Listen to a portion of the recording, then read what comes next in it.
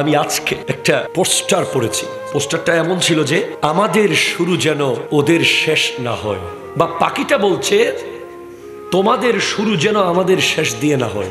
তার মানে 31st নাইটে যেই আতশবাজি ফোটানো হয়, যেই আতশবাজি ফোটায় না, শুধু 31st নাইটে না, আমাদের অনেক বিয়ে বাড়িতে আপনি দেখবেন রাতেবেলা যাওয়ার সময় কমিউনিটি সেন্টারের পাশ দিয়ে গেলে মানে ঠুসঠাস ফুটতেছে। অনেক সময় আমরা চিন্তিত হয়ে যায়, দেশে কি হলো, হঠাৎ দেখি না দুলা ঢুকতেছে,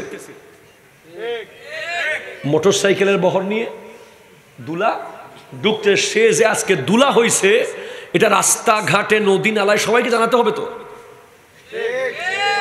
তাও আতশবাজি ফুটিয়ে ফুটিয়ে।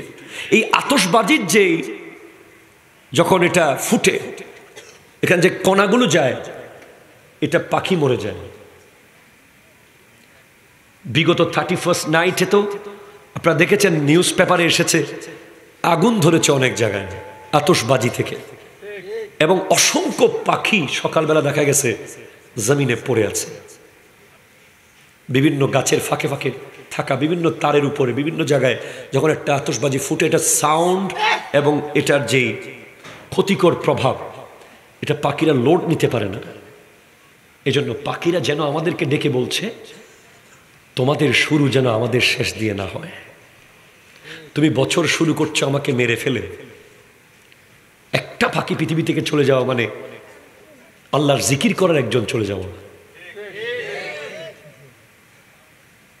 পাখিরা আল্লাহর জিকির করে, তাসবিহ পড়ে, সুবহানাল্লাহ। আর আমরাও বিবেকবানরা বলবো আমাদের শুরু যেন তাদের শেষ দিয়ে না হয়। সুতরাং 31st নাইটের বেহায়াপনা যেন আল্লাহ আমাদেরকে রক্ষা করে, আমিন জোরে বলেন।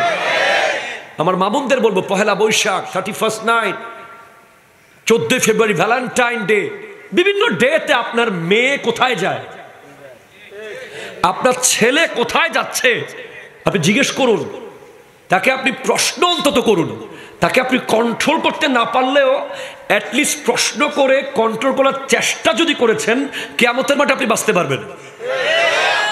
এখন আপনি একেবারে ছেড়ে দিয়েছেন, না সে তো এখন কলেজে পড়ে, সে এখন ইউনিভার্সিটিতে পড়ে, সে বড় হয়েছে না, বাচ্চা মেয়ে এখন বড় হয়েছে না, আগের মতো করা যায়, এই কথা বলে যদি আপনি ছেড়ে দিয়েছেন তাকে, সে গিয়ে যদি বেহায়াপনা বেপরদায় লিপ্ত হয়, অবশ্যই হাসরের মাঠে আপনাকে জবাবদিহিতার আওতায় আসতে হবে। ঠিক কিনা কথা বলেন?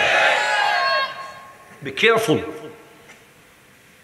আল্লাহ বুঝার তৌফিক দান করুক, আমিন জোরে বলেন।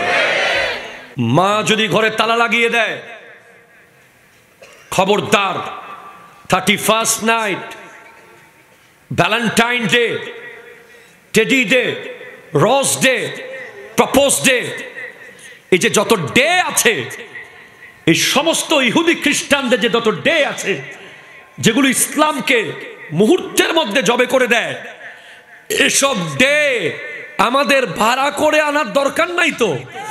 আমাদের কাছে ডে আছে, ঠিক কিনা জোরে বলেন। আমাদের ডে হলো ঈদ মিলাদুন নবী সাল্লাল্লাহু আলাইহি ওয়াসাল্লাম, 12 রবিউল আউয়াল আমাদের ডে, 10 মুহররম আমাদের ডে, 9 জিলহজ ইয়ৌমে আরাফা, একদিন রোজা রাখলে 1 বছর আগের গুনাহ মাফ, 1 বছর পরের গুনাহ মাফ, এটা আমাদের ডে, ঠিক কিনা বলেন। আমাদের ডে লাইলাতুল কদর, আমাদের ডে লাইলাতুল বরাত, আমাদের ডে লাইলাতুল মেরাজ, এগুলো আমাদের ডে।